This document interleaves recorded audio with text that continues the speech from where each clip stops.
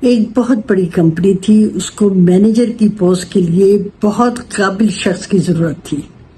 Company کا مالک جو ہے وہ انٹرویوز کے پینل میں بیٹھا ہوا تھا اور انٹرویو کے آخر میں وہ ایک سوال پوچھتا تھا کہ ایک اچھے مینیجر کی سب سے خاص بات کیا ہوتی ہے۔ درجنوں لوگ انٹرویو دینے کے لیے آئے، کوئی امیدوار نوکری حاصل کرنے میں کامیاب نہ ہو سکا۔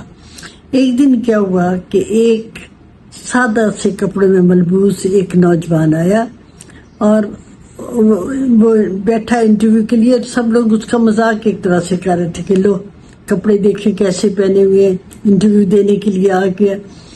چلے وہ پینل میں آیا، اس سے سوال پوچھا گیا کہ ہاں بھی بتاؤ کہ ایک اچھے مینیجر کی سب سے خاص بات کیا ہوتی ہے۔ سوال سنا، اس نے سر جھکایا اور پھر بڑے اعتماد سے سر اٹھا کے کہنے لگا، اچھا مینیجر وہ ہوتا ہے جو کمپنی کے معاملات کو کمپنی کے مالک سے بہتر جانتا ہو، اور اس کے ہوتے ہوئے مالک جو ہے وہ برائے نام مالک کہلائے۔ کمپنی کے مالک نے کہا، آپ نے یہ بات کہاں سے سیکھی؟ نوجوان نے کہا، یہ بات میں نے اپنے گھر اور اپنے والدین سے سیکھی ہے۔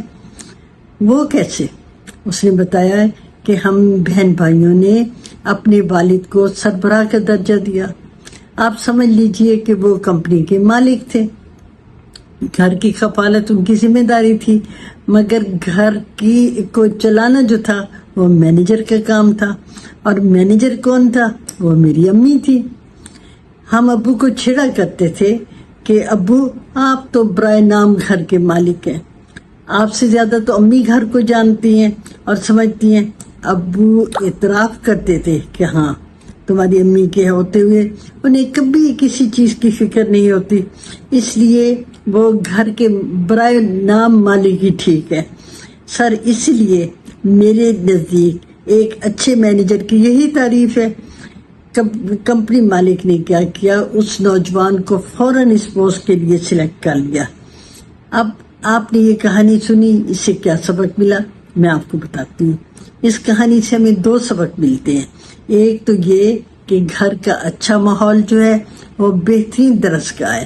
دوسرا یہ کہ دوسروں کو قائل کرنے تو رٹی رٹائی باتوں سے نہیں بلکہ اپنی سوچ سے کام لینا چاہیے۔